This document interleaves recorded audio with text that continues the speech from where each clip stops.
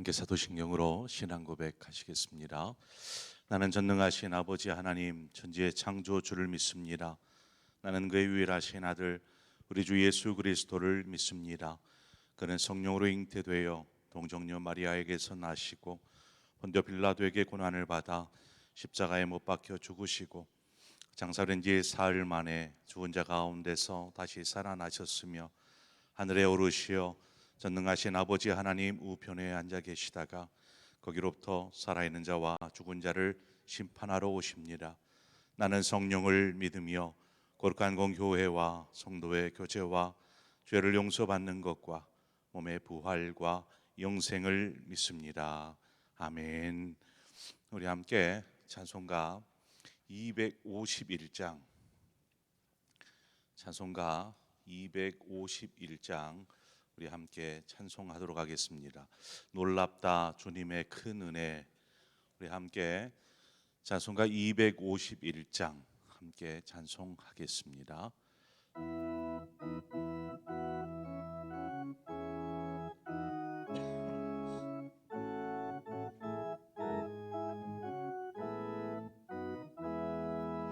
놀랍다 주님의 큰 은혜, 우리의 죄를 속하시려 갈보리 십자가 위에서 어린 양 보혈을 흘렸네. 주의 우리의 죄를 다 씻었네. 주의 은혜 우리의 죄를 다 씻었네. 죄악은 성난 파도같이 우리 영혼을 위협하나 헤아릴 수 없는 주 은혜 십자가에서 보이셨네. 주의 은혜 우리의 죄를 다 씻었네. 주의 은혜 우리의 죄를 다 씻었네. 죄악에 물든 영혼들을 주께서 피로 씻으시네. 지금도 흐르는 그 피에 눈보다 더 희게 씻으라. 주의 은혜 우리의 죄를 다 씻었네. 주의 은혜 우리의 죄를 다 씻었네. 비할 수 없는 그 은혜를 믿는 자에게 거저 주네. 영제여 주 앞에 나와서 도대체 말고 고파디라. 주의 은혜 우리의 죄를 다 씻었네. 주의 은혜 우리의 죄를 다 씻었네.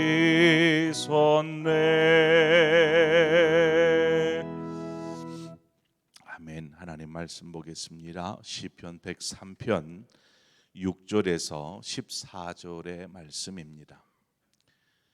시편 103편 6절에서 14절의 말씀을 한 절씩 교독해서 보겠습니다. 여호와께서 공의로운 일을 행하시며 억압당하는 모든 자를 위하여 심판하시는도다.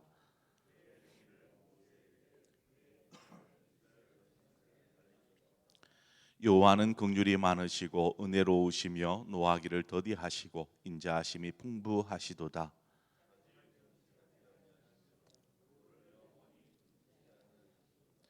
우리의 죄를 따라 우리를 처벌하지는 아니하시며 우리의 죄악을 따라 우리에게 그대로 갚지는 아니하셨으니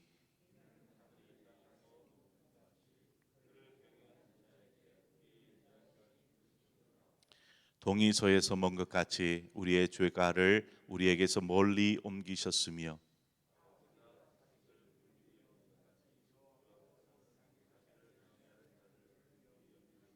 함께 읽습니다. 이는 그가 우리의 체질을 아시며 우리가 단지 먼지뿐임을 기억하심이로다. 아멘. 참 비가 억수로 옵니다. 그렇죠? 그 가운데에서 빗속을 뚫고 이렇게 성전의 새벽에 나오신 여러분들, 특히 우리 노 권사님들 너무 감사하고 주님께서 축복해 주실 줄 믿습니다. 기도하시는 여러분들이 바로 우리 상봉교회의 희망입니다. 오늘 본문을 보면 6절에 하나님을 공의로우신 하나님, 이렇게 공의로운 분으로 소개하고 있습니다. 공의롭다. 하나님은 이 공의로 세상을 다스리십니다. 공의라는 말을 쉽게 공평이라는 말로도 바꿔 말할 수 있습니다. 그런데 우리가 하나님의 공의에 대해서 잘 이해하지 못할 때가 있습니다. 잘 이해가 되지 않을 때, 2차 세계대전 당시에 독일이 유대인들을 잡아다가 수용소에 가두었습니다. 그 유명한 아우슈비츠라는 수용소지요. 그곳에 유대인들을 잡아서 그 수용소에 가다 놓고 거기에서 다 학살을 했습니다. 그 숫자가 무려 600만입니다. 600만 명의 유대인들이 그 수용소 안에서 죽임을 당했습니다. 그 숫자에는 뭐 어른, 아이, 뭐 남녀노소 할 것 없이 유대인의 피가 흐르는 사람이라면 다 뭐 그냥 끌려와서 죽임을 당했습니다. 그렇게 죽어가는 이들이 공의의 하나님, 이 공의의 하나님을 외치지 않았겠습니까? 하나님, 우리가 죄 없는 우리가 끌려와서 이곳에서 어린 아이가 죽어가는 모습, 그 뭐 다 죽어가니까요. 이 모습을 보시면서 하나님 공의의 하나님이시지 않습니까? 라고 외치며 기도하지 않았을까요? 우리가 살아가는 사회에도 여전히 분명히 불의가 있습니다. 죄악들이 넘쳐나죠. 그 안에서 선한 사람, 선량한 사람, 연약한 사람들이 고통당하면 그러한 사람들을 보면서 공의의 하나님을 어디에 계시는가? 이들 역시도 구할 것입니다. 바라보는 우리도 공의의 하나님을 찾지만 그렇게 고통당하고 있는 이들이 하나님을 향하여서 하나님 공의의 하나님이시지 않습니까? 불의를 행하는 자들이 우리를 이렇게 힘겹고 고통스럽게 하는데 공의의 하나님 어디 계십니까? 라고 외치지 않을까요? 하나님은 공의로 심판하시는데 왜 선하고 의로운 사람들의 고통을 외면하시는 것처럼 보일까요? 우리는 하나님께서 하시는 일을 다 이해할 수 없습니다. 그러나 분명한 사실은 하나님은 모든 것을 공의로 다스리시고 또 공의로 심판하신다라는 사실입니다. 그것은 성경에서 기록하고 있기 때문입니다. 그 심판이 당장 그 자리에서 이루어질 수도 있고 그 심판이 이 땅에서가 아니라 궁극적인 하나님의 심판은 우리가 하나님 앞에 섰을 때입니다. 아마 그때에 하나님의 공의가 그대로 드러날 것입니다. 그러므로 왜 악인들이 득세하고 또 공의의 하나님은 왜 그들이 악한 행위를 하도록 그냥 바라보고만 계시느냐라고 우리가 불평할 수 없는 것입니다. 하나님은 분명히 심판하실 것이기 때문에. 하나님은 공의로 세상을 다스리시지만 8절 말씀에 한번 볼까요? 거기에 보면은요, 긍휼이 많으시고 은혜로우시며 노하기를 더디하시고 인자하심이 풍부하신 하나님이심을 또 이야기하고 있습니다. 이것은 공의의 하나님과는 좀 상반된 모습이지 않습니까? 공의의 하나님과는 상반된 모습으로 인자와 긍휼로 사랑으로 이렇게 보살피시는 하나님을 또 보게 됩니다. 하나님의 공의가 모든 사람에게 분명히 동일하게 임하듯이 하나님의 은혜와 긍휼하심 역시 모든 사람에게 동일하게 임하는 것입니다. 그래서 10절 말씀에 보면 우리의 죄를 따라 우리를 처벌하지는 아니하시며 우리의 죄악을 따라 우리에게 그대로 갚지는 아니하셨으니, 이것은 좀 공의롭지 못한 거잖아요. 공의로우시다라면 우리의 죄악을 따라서 처벌하셔야 합니다. 그렇지 않습니까? 우리가 지은 죄에 대해서 그대로 죄값을 지불하게 하는 것이 공의의 하나님이신 것입니다. 그런데 여기 보니까 그렇게 말씀하시지 않아요. 오히려 긍휼이 많으시고 은혜로우시고 노하기를 더디하시고 인자와 그 사랑이 많으신 풍부하신 하나님, 그 하나님을 지금 이야기하고 있더라는 것입니다. 이 구절을 보면 공의의 하나님은 어디 계신가라는 생각이 듭니다.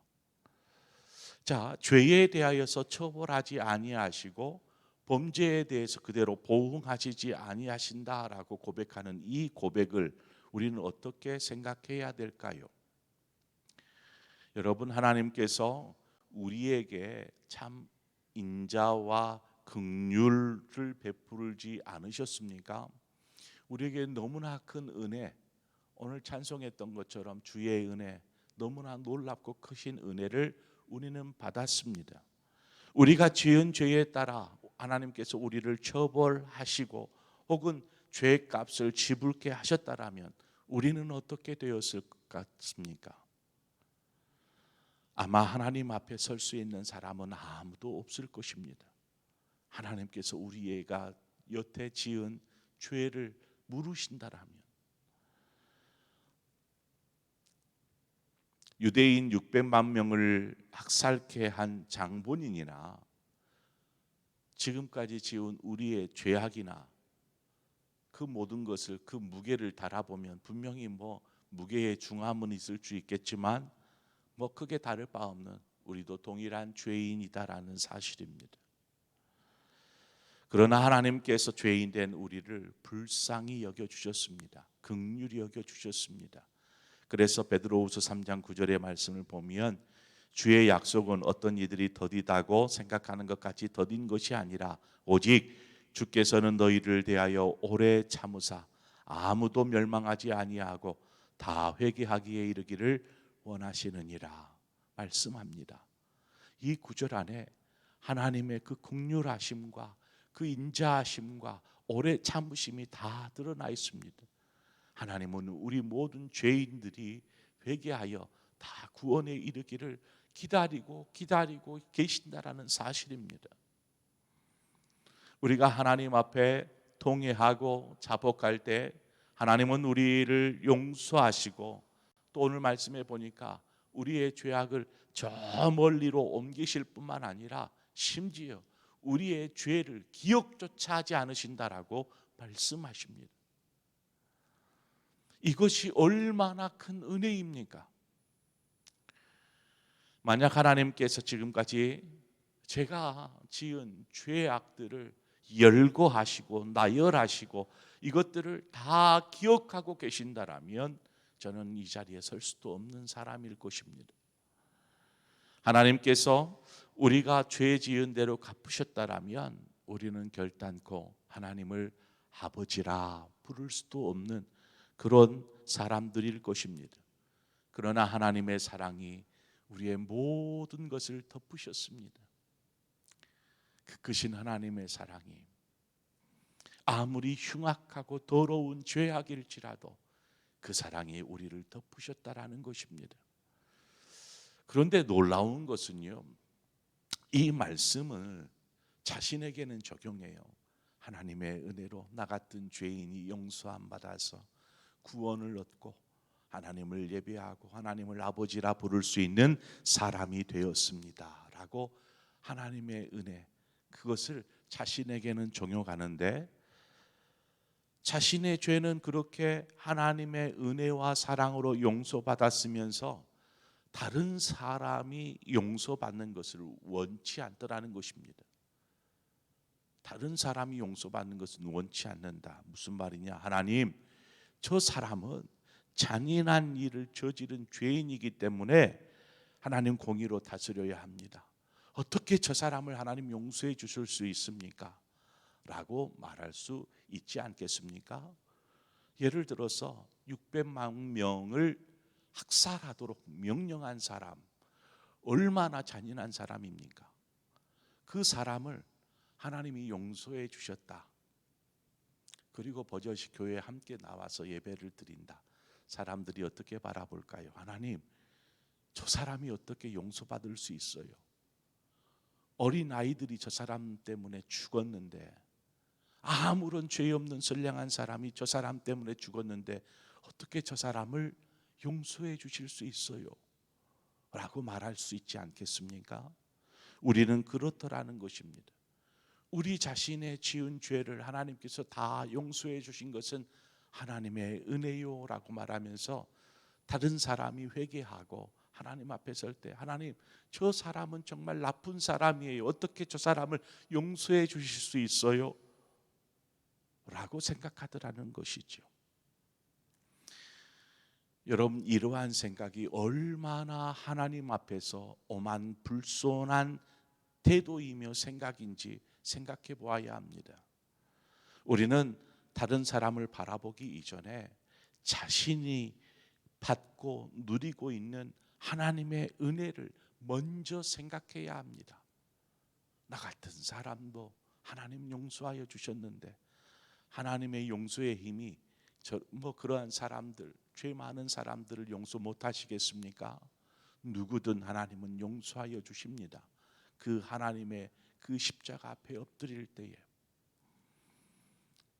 오늘 14절 말씀은 얘기합니다. 이는 그가 우리의 체질을 아시며 우리가 단지 먼지뿐임을 기억하심이로다.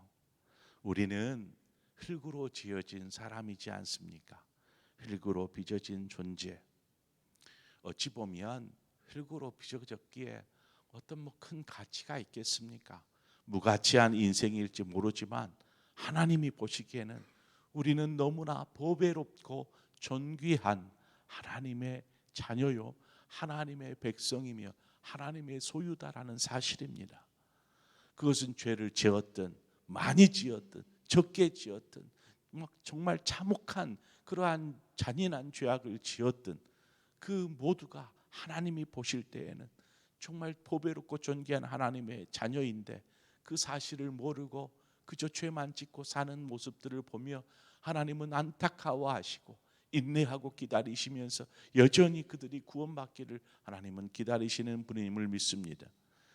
그래서 하나님을 경외하는 사람은 자신에게는 관대하고 다른 사람에게는 칼같이 대하는 사람이 아니라 자신에게는 도리어 철저하게 공의로우며 다른 사람에게는 은혜와 긍휼로 바라보는 사람, 바로 그 사람이 하나님을 경외하는 사람이더라는 것입니다. 우리는 하나님을 경외하는 사람입니다. 그러므로 우리 스스로의 신앙에 있어서만큼은 하나님 앞에 철저하게 공의로워야 합니다. 대신에 다른 사람을 바라볼 때에는 하나님의 긍휼과 하나님의 사랑의 눈으로 바라보는 것이죠. 그것이 하나님을 사랑하는 것이고 이웃을 사랑하는, 하나님을 경외하는 그리스도인의 삶의 모습인 것입니다. 저와 여러분이 오늘을 살면서 어떤 사람을 만날지라도 하나님 그 마음으로 하나님 사랑을 입은 자로서 하나님을 경외하는 사람으로서 그렇게 살아가시기를 바랍니다. 그 삶을 하나님이 친히 인도하여 주실 줄 믿습니다. 함께 기도하겠습니다. 좋으신 하나님, 은혜를 감사합니다. 오늘 또 이 새벽 빗속에 뚫고 또 하나님의 성전에 오게 하신 아버지, 하나님 그 은혜를 생각할 때에 비가 아무리 많이 온들 우리가 하나님 앞으로 나아가는 것을 막을 수 있겠습니까? 하는 믿음으로 나와 싸움에 하나님께서 은혜를 더하여 주옵소서, 은총을 더하여 주옵소서. 한량없는 하나님의 은혜와 긍휼을 받은 우리가 아닙니까?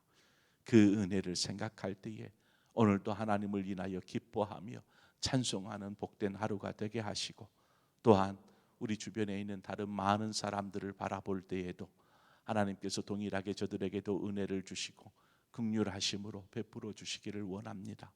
아버지, 그래서 우리의 삶이 하나님을 경외하고 하나님을 우러러 바라보며 그렇게 은혜와 사랑에 감사하는 삶 살게 하여 주옵소서. 예수님의 이름으로 기도합니다. 아멘. 오늘 이 시간에 우리 한 마음으로 기도할 때에 우리 교육자들을 위해서 기도해 주시고요, 우리 항존 직분자들을 위해서 기도해 주십시오. 하나님, 주의 몸된 교회를 믿음 안에서 말씀으로 또 하나는 기도로 잘 세워갈 수 있는 그러한 헌신된 주의 도구들 되게 하여 주옵소서. 위해서 기도해 주시고 우리 다음 세대들을 위해서 기도해 주시되, 오늘 비가 많이 오는데 오늘부터 우리 청년부 수련회가 진행이 됩니다. 아침 7시 반에 강원도로 떠나게 되는데 빗속을 뚫고 가야 합니다. 그래서 안전하게 잘 가서 또 2박 3일의 여정 동안 수련회 잘 은혜 가운데 마칠 수 있도록 여러분이 좀 기도로 중보해 주시기를 바랍니다. 이 시간 우리 함께 우리 교육자들과 항존 직분자들 또 우리 다음 세대들을 위해서, 특별히 우리 수련 청년부를 위해서 함께 합심해서 기도하고 또 각자의 기도의 제목으로 기도하시다 돌아가시겠습니다. 기도하겠습니다. 하나님 아버지, 은혜를 감사합니다. 하나님께서 오늘 우리를 불러주시고 하나님, 우리가 하나님 앞에 나올 때에 하나님 아무로 비가 많이 올지라도 하나님 우리의 걸음을 멈추게 할 수 없습니다. 옷이 다 젖을지라도 하나님 우리를 하나님의 전에 나와 하나님을 찾고 구하며 하나님을 만나게 하는 일에